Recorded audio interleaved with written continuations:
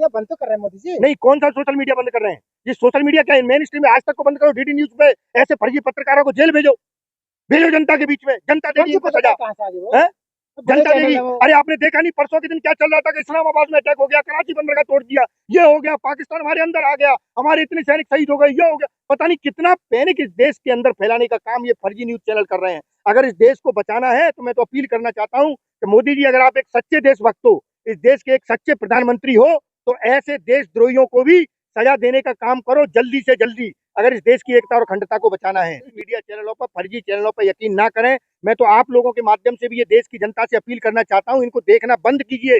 कहीं ऐसा ना हो कि इनके चक्कर में हम अपनी देश की एकता और अखंडता को खत्म करने का काम करें। आज बिल्कुल युद्ध है, पाकिस्तान की जो हरकत है उनका जवाब देने के लिए हमारी सेना पूरी तरह तैयार है। और मैं कहता हूँ आज ही नहीं, ये चला रहे हैं कि आज का युग, आज का मोदी जी का भारत, मोदी जी का। अरे भाई, इससे पहले भी इस देश ने युद्ध लड़े हैं। 71 में इस विश्व का इंदिरा गांधी जी ने विश्व का नक्शा बदल दिया था, पाकिस्तान के 2 टुकड़े कर दिए थे। हमारी सेना ने जब जब जरूरत पड़ी है, सेना के वीर जवानों ने आगे बढ़ करके जो क्या है अपनी शहादतें भी दी है और इस देश की धरती माता के लिए अपने प्राण गंवाए हैं, इसकी रक्षा की है। इससे पहले भी, देश की आजादी से पहले भी लाखों स्वतंत्रता सेनानियों ने अपनी जान दी। तो आज क्या होता है कि आज का भारत, मोदी का भारत क्या है? ये क्या है? इसका मतलब आप हमारे स्वतंत्रता सेनानियों की और आज से पहले जो सैनिक शहीद हुए उनकी उनकी आप बेइज्जती कर रहे हो। इन चैनल को, इन न्यूज वालों को पहले तो माफी मंगवाओ और पूरी जनता को, देश की जनता को इनको दंड देने का वो दिया जाए, देश की जनता इनको दंड दे। लेकिन सम्मानजनक तो है ना, प्रधानमंत्री जवाब दिया है मोदी जी ने। नहीं, मोदी जी ने जवाब दिया, मोदी जी का काम है, जवाब देना पड़ेगा। इस देश के 140 करोड़ लोग टैक्स देते हैं, उनकी सुरक्षा की जिम्मेदारी, उनकी स्वास्थ्य की, उनकी पढ़ाई की सारी जिम्मेदारी सरकार की होती है। अगर आप सुरक्षा नहीं करोगे तो फिर आपका मतलब ही क्या है? इससे पहले क्या पाकिस्तान ने ऐसी हरकत नहीं की, उनका जवाब नहीं दिया गया? क्या जवाब नहीं दिया गया? कौन सी ऐसी लड़ाइयां नहीं हुई जिससे पहले बड़ी बड़ी लड़ाइयां हुई, चाहे वो कारगिल की लड़ाई हो, चाहे वो चाहे कोई सा भी युद्ध रहा हो, हर बार इस देश की सेना ने बढ़ चढ़ करके भाग लिया है। चाहे 71 के युद्ध की बात हो, चाहे आजादी के तुरंत बाद युद्ध हुआ था, उस समय भी आपने देखा कि सेना ने अपना बलिदान देने से कभी पीछे नहीं रहा। सेना ही नहीं, इस देश का हर वो वर्ग, चाहे वो सफाई कर्मचारी ही क्यों ना हो, वो भी अपना काम इतनी इतनी मेहनत के साथ करता है कि इस देश में कोई भी कमी ना रहे, इस देश के लिए अपने प्राण देने के लिए भी तैयार रहता है। पुंछ में एक मुस्लिम धर्मगुरु मारा जाता है तो न्यूज चलाता है कि आतंकवादी मारा गया। नहीं, मैं बार बार ये कह रहा हूं कि ऐसे फर्जी चैनलों को देखना बंद कीजिए।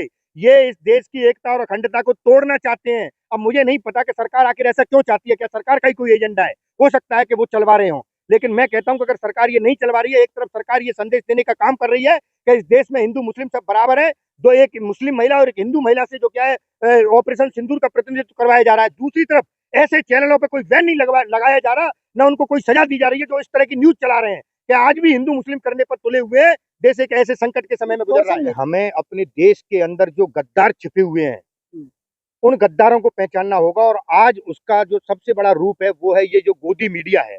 क्योंकि एक तरफ हमारे देश के जो सैनिक हैं वो सीमा पर लड़ाई लड़ रहे हैं, अपनी शहादत दे रहे हैं, लोगों की जान जा रही है, और ये जो देश का गद्दार मीडिया है जो सरकार की वाही वाही करने में लगा हुआ है, वो आप देख रहे हैं किस तरह से देश के लोगों के अंदर पैनिक फैला रहे हैं।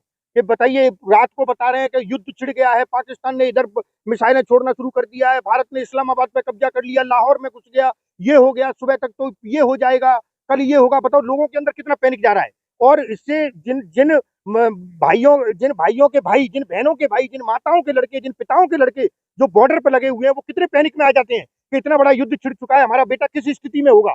बताइए, ये पैनिक नहीं है तो क्या ये गद्दार है ये देश के?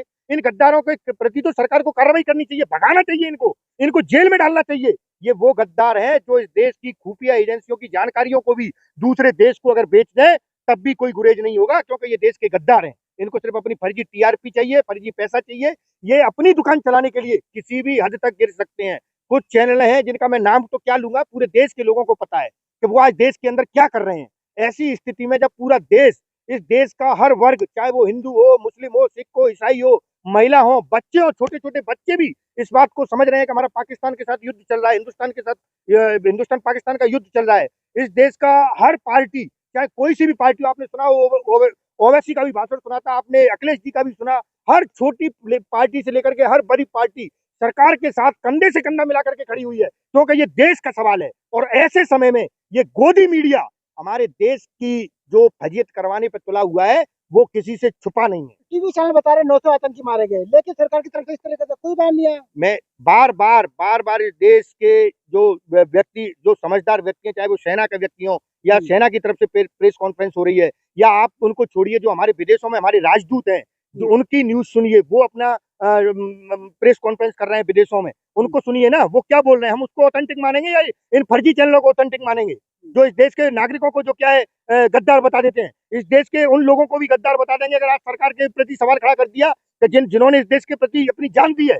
किसान उनके लिए गद्दार है, उनके लिए हर व्यक्ति गद्दार है, उनके लिए विद्यार्थी गद्दार है जो नौकरी मांगता है, उनके लिए तो सेना में जाने वाला वो सैनिक भी गद्दार है जो आज अपने हक के लिए, अपनी रोटी के लिए अगर बोल देता है। तो ऐसे लोगों से ही तो मैं बचाने की अपील कर रहा हूँ। आपको ये भी तो देखना चाहिए कि जुनून है एंकरों के अंदर, इसलिए वो कुछ नहीं, ये जनून होता है, ये फर्जी जनून, ये फर्जी जनून है तो चाहिए लड़िए, वहां पर जाकर के लड़ाई लड़िए ना। ये फर्जी पैनिक फैलाने का काम क्यों कर रहे हैं, फर्जी खबर चला करके? ये भी एक तरह से देशद्रोही है, गद्दारी है इस देश के साथ में, अगर आप गलत न्यूज चला करके देश की जनता को गुमराह करने का काम कर रहे हैं। अब देश की जनता को बिल्कुल सत्य पता होना चाहिए। इसी के लिए गांधी जी ने कहा था कि गांधी जी के विचारों को याद रखिए, गांधी जी ने कहा था कि गांवों में भी सुशासन चाहिए, गांवों में भी प्रशासन चाहिए। इसीलिए जो क्या है पंचायती राज लाया गया कि गांव के लोगों को भी बोलने का अधिकार हो, गांव के लोगों को भी अपनी समस्याएं बताने का अधिकार हो, देश के लोगों को हर चीज जानने का अधिकार हो। लेकिन अगर आप उनको झूठी खबरें दिखाओगे, झूठी न्यूज दोगे, तो इसका मतलब आप भी इस देश के साथ गद्दारी कर रहे हो। और मैं कहता हूं मोदी जी, अगर आप सच्चे देशभक्त हो तो ऐसे गद्दार चैनलों को, ऐसे गद्दार एंकरों को सजा देने का काम करें, और अगर आपने सजा नहीं दी तो आप भी उसी श्रेणी में आ सकते हैं।